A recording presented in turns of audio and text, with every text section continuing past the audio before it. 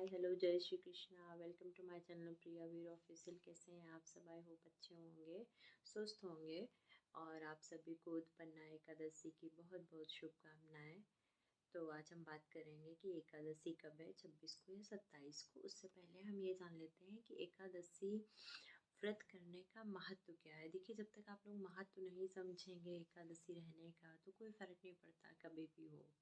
और जो लोग नहीं रहते वो लोग रहना चाहते हैं तो वो लोग भी पहले एकादशी का महत्व समझें, उसका लाभ समझें और क्यों हमें रखनी चाहिए एकादशी, कितना बड़ा महत्व है इसका, कितना लाभ है। तो इन सब बारे में बात करेंगे, इन सब चीज़ों के बारे में बात करेंगे। और उसके बाद आप लोगों का जितना भी कन्फ्यूजन है कि 26 नवंबर को मनाएंगे या 27 नवंबर को उसका व्रत करेंगे, ये सब हम दूर करेंगे। देखिए, जैसा कि श्रीमद् भागवत महापुराण में लिखा है कि यह एकादशी का व्रत श्री हरि विष्णु भगवान जी को प्रसन्न करने के लिए, उनकी उपासना करने के लिए किया जाता है। ठीक है, तो उसके बाद में क्या होता है कि एकादशी की कहानी मैं आप लोगों को पिछले वीडियो में सुना ही चुकी हूँ, उत्पन्ना एकादशी की, कि एक बार फिर से शॉर्ट फॉर्म में सुना दे रही हूँ। तो वो होता क्या है कि भगवान विष्णु राक्षसों का वध करते हैं, उसके बाद में वो आराम करने लग जाते हैं। फिर एक मूर नामक राक्षस आता है और भगवान पे प्रहार करता है, उनको मारने के लिए जाता है। तब तक एक भगवान के शरीर से एक दिव्य शक्ति प्रकट होती है, तो वो उस राक्षस का वध कर देती है, जिससे कि भगवान विष्णु सुरक्षित हो जाते हैं। तो फिर भगवान विष्णु जब उठते हैं तो देखते हैं कि एक कन्या उनके पास में खड़ी है। तो वो बताती है कि ये जो है आपको एक राक्षस मारने आया था, आपका वध करने आया था, तो फिर मैंने उसका वध कर दिया। तो भगवान विष्णु कहते हैं कि हमारा आशीर्वाद हमेशा तुम्हारे साथ में रहेगा और बताओ तुम्हें क्या चाहिए।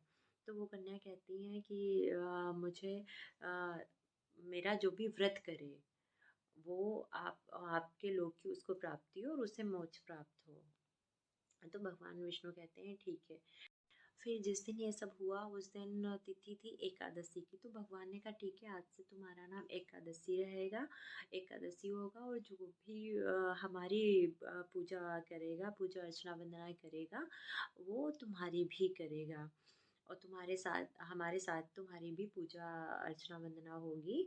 और जो भी अच्छे से अपने मन से, सच्चे मन से ये व्रत करेगा, उसको सभी पापों से मुक्ति हो जाएगी और मोक्ष मिल जाएगा और हमारे लोक की, यानी कि गोलोक की, वैकुंठ की प्राप्ति होगी उसको। तो यह हमने आपको कथा सुना दी कि एकादशी कहाँ उत्पत्ति, मतलब कि एकादशी की उत्पत्ति ही उत्पन्ना एकादशी होती है, जो कि आने वाली है। ठीक है, उसके बाद में आपको इसके लाभ क्या है, क्यों रहना चाहिए एकादशी। देखिए, साइंटिफिक रीजन से भी मैं जैसा कि आप लोगों ने कभी सुना ही होगा कि महीने में 2 बार तो फास्टिंग करनी चाहिए, व्रत रहना चाहिए। तो इससे अच्छा मौका क्या हो सकता है, इससे बॉडी अच्छे से काम करती है कि आप हर दिन पूरे महीने में खाते हैं और 2 दिन बॉडी को भी रेस्ट चाहिए।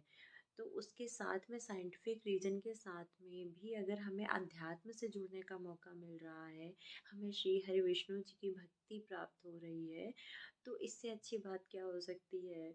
और एकादशी महीने में 2 बार पड़ती है, कृष्ण पक्ष की एकादशी। और जैसा कि आप लोग जानते हैं कि एकादशी व्रत एक दिन का नहीं होता है, वो 3 दिन का होता है, दशमी, एकादशी और द्वादशी को। तो हमें क्या क्या नियम फॉलो करने चाहिए, किस नियम का पालन करना चाहिए, तो ये सब भी हम जान लेते हैं। देखिए, दशमी को क्या करना होता है कि हमें दशमी से ही चावल का त्याग करना होता है।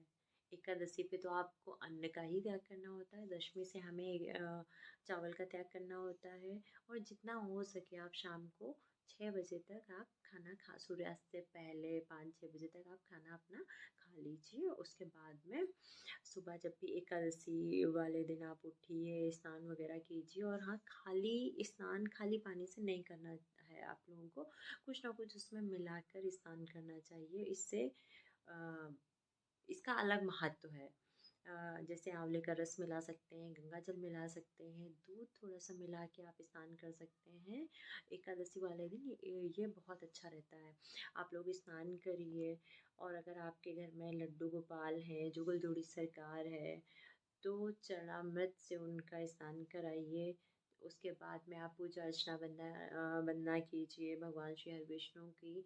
और एकादशी की कथा पढ़िए। नहीं पढ़ सकते हैं, आपके पास किताब नहीं है या मोबाइल से नहीं पढ़ सकते हैं तो आप सुन सकते हैं। तो एकादशी व्रत की कथा, और उसके बाद में आप लोग कथा पढ़िए। कथा पढ़ने के बाद में आप लोग भगवान का वही चरणामृत पीजिए, लड्डू गोपाल का या जुगल जोड़ी सरकार का, उनका चरणामृत पीकर ही आप अपने व्रत की शुरुआत करिए। और 10वीं वाले दिन से ही आपको ब्रह्मचर्य का पालन करना है, किसी की बुराई नहीं करनी है, किसी के बारे में गलत नहीं सोचना है।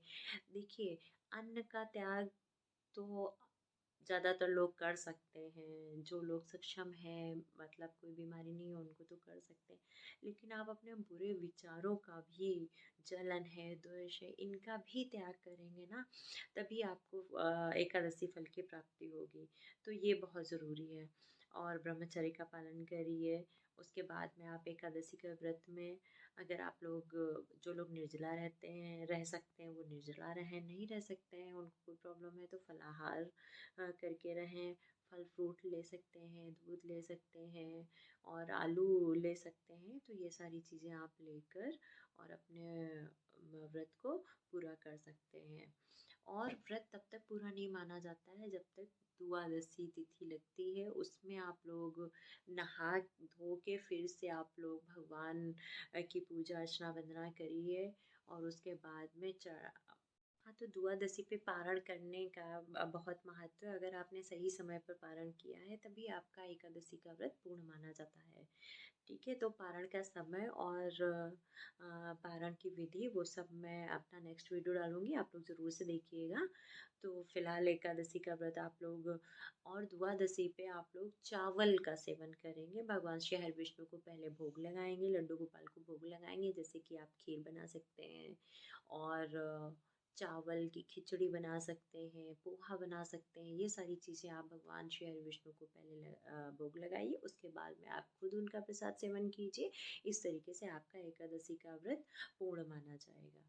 अब बात करते हैं कि एकादशी है कब। ठीक है, तो देखिए 25 नवंबर की रात 1 बजे से एकादशी तिथि लग जाएगी। ठीक है, फिर वो हमें सुबह सूर्योदय से मिलेगी एकादशी। तो हम लोग 26 नवंबर को व्रत बहुत जगह किया जा रहा है, बांके बिहारी मंदिर में, वृंदावन में, खाटू श्याम में एकादशी व्रत 26 नवंबर को रखा जा रहा है। तो 26 नवंबर को, जैसे मैं अपनी बात करूँ तो मैं भी 26 नवंबर को ही व्रत रखूँगी। तो ज़्यादा से ज़्यादा लोग 26 नवंबर को ही व्रत रख रहे हैं, क्योंकि 27 को पारण का समय थोड़ा लेट है। इस वजह से बहुत सारे लोग 27 को रख रहे हैं, लेकिन उसमें आधे दिन की एकादशी मिल रही है। तो 26 को आपको पूरे दिन की, तो इस तरीके से 26 नवंबर को बहुत जगह एकादशी का व्रत रखा जा रहा है, क्योंकि वो आपको पूरे दिन की एकादशी मिल रही है। ऐसा नहीं है कि आधे दिन की एकादशी रहेंगे फिर द्वादशी लग जाएगी फिर उसका पारण भी तुरंत करना पड़ेगा। तो मुझे नहीं लगता कि ऐसा कुछ ठीक रहेगा। आप अगर पहली बार रह रहे हैं तो कम से कम पूरे दिन की एकादशी तो ज़रूर रहिए। अगर आप शुरुआत कर रहे हो, और शुरुआत करने के लिए जो भी लोग नहीं रहते हैं और जो लोग रहना चाहते हैं, तो ये एकादशी आपके लिए सबसे अच्छी एकादशी है। यहाँ से आप लोग शुरुआत कर सकते हैं उत्पन्ना एकादशी से।